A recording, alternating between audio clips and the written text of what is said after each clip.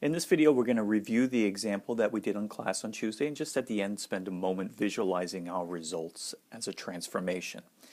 So we had the matrix A, 1, 1, 1, 1, a 2 by 2 matrix, and what we did is we verified that lambda equal to 0 and lambda equal to 2 are eigenvalues of that matrix. We're just going to review how we did that and what it means to be an eigenvalue and then visualize at the end.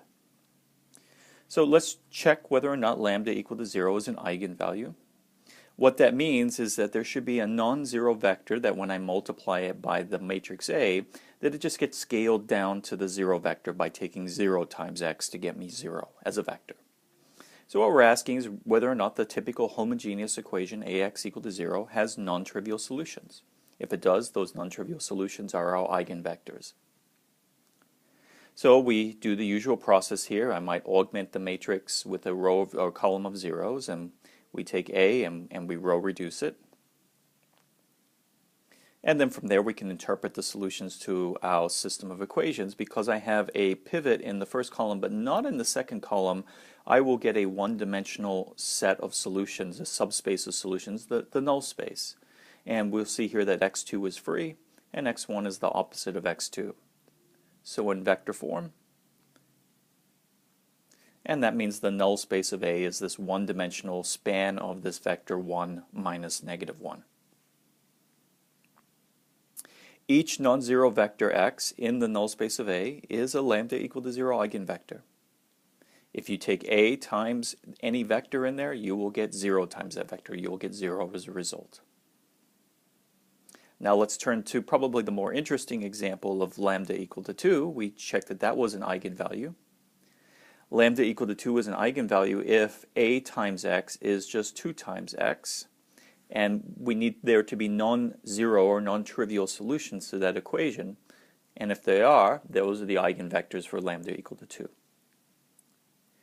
We prefer to write this in homogeneous form because that's how we're used to doing systems of equations, matrix equations. And if I factor out the x, I'll have A minus 2, and I need this factor of the 2 by 2 identity for this to make sense. I'm taking a 2 by 2 matrix here and a 2 by 2 matrix here and subtracting, and so I'm really looking at the matrix equation where the new matrix is A minus 2i. We're asking whether or not this matrix equation has non-trivial solutions. So we take that matrix. What I'm going to end up doing is taking the entries of A and along the diagonal only subtracting 2, and that will give me minus 1 and minus 1. And because the identity is 0 in the other entries, we won't change any other entries of A, so we'll have positive 1s in both the remaining spots. We then row reduce this. We can now see that there is a non-pivot column here, so there will be one free variable, and so therefore there will be at least one-dimensional set of non-trivial solutions to this equation. Let's write down the solutions to the equation. x1 is equal to positive x2, and x2 will be free. In vector form,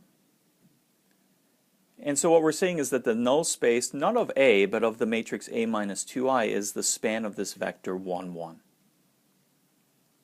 Each non-zero vector x in that null space is a lambda equal to 2 eigenvector of A. If you take A and you multiply any vector x in the null space of A minus 2i, you'll just double that vector. Let's spend a moment here just visualizing our results. A is our matrix 1, 1, 1, 1. That is a 2 by 2 matrix, so it's going to determine a transformation from R2 to R2 by taking the vector x and just multiplying it by A. So we're going to have the domain be the plane, and it's going to transform it to another vector in the plane in the codomain. The first vector that actually the second eigenvector that we found was this vector 1, 1. That was a lambda equal to 2 eigenvector. So when it gets multiplied by A and gets transformed over here, it should just get doubled in length. And so there would be the image of 1, 1.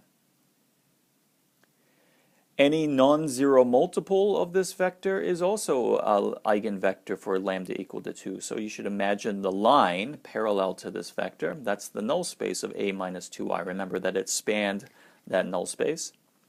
So any non-zero vector along this line is also an eigenvector, and it will get sent to twice its length over here in the codomain. Any vector along the blue line just gets doubled by the matrix.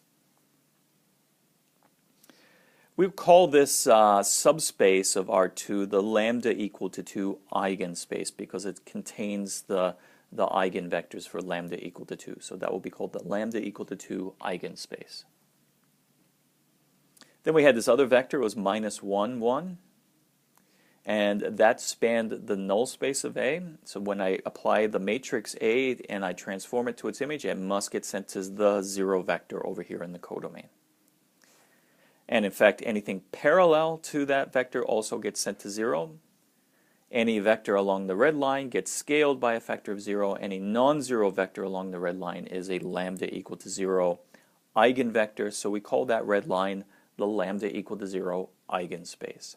You can see that anything along the red line gets collapsed to 0, while anything along the blue line gets scaled by a factor of 2.